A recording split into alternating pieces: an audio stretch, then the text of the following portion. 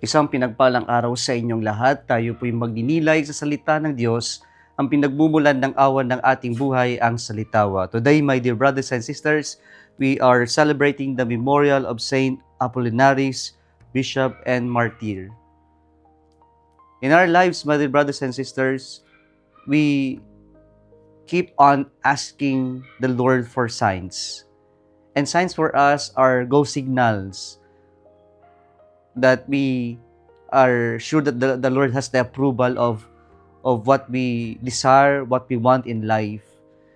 Kaya po, yung paghingi ng tanda mula sa Diyos ay minsan nagiging natural na sa atin na humingi kapag tayo'y humihingi ng approval ng Panginoon.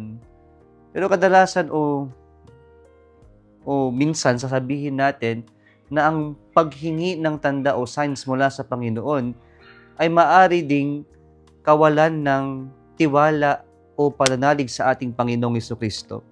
Narinig natin sa ating Ebanghelyo ngayon na ang mga Eskriba at Pariseyo ay humingi ng signs sa ating Panginoong Jesucristo.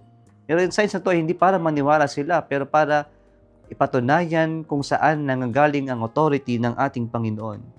And so the response of Jesus is, an evil and unfaithful generation seeks a sign, but no sign will be given it except the sign of Jonah the prophet. Well, yung sign of Jonah the prophet, dalawang ibig sabihin nito.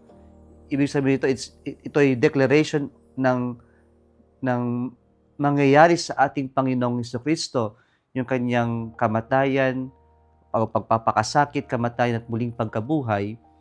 At ang ibig sabihin ng sign of Jonah ay maaari ding pumupunto ito sa paanyaya ng Diyos na sila ay magbalik loob, magsisi sa kanilang mga kasalanan. Kaya po ang ating pagbasa ngayon sa first reading from the book of Micah at ang ating Ebanghelyo ngayon ay gumigising sa atin na maging tapat tayo sa ating relationship, sa ating tawag mula sa Diyos. Kaya ang ating unang pagbasa, ang propeta Micah ay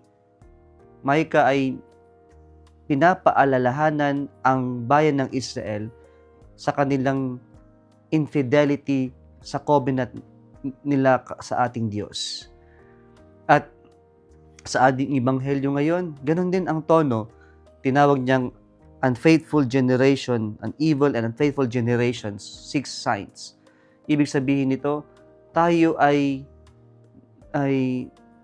unfaithful sa ating covenant sa Diyos.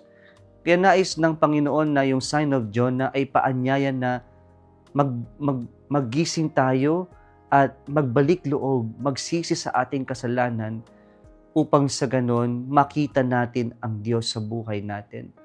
At paano yung pagbabalik loob natin sa Diyos? Ang ganda ng sinabi sa huling parte ng ating unang pagbasa. Sabi dito, ito ang nire-require ng Diyos sa atin, only to do the right and to love goodness and to walk humbly with your God. Ito yung klase ng pagbabalik loob.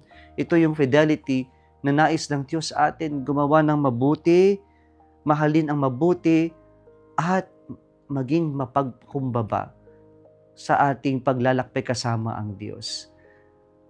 Ito yung klase ng relationship na nais ng Diyos na ating ipagpatuloy sa Kanya. At magagawa lang natin ito sa paggawa ng mabuti, ang mahalin ng mabuti, at magkaroon tayo ng kababaan ng loob sa ating buhay, sa ating paglalakbay kasama ng ating Diyos.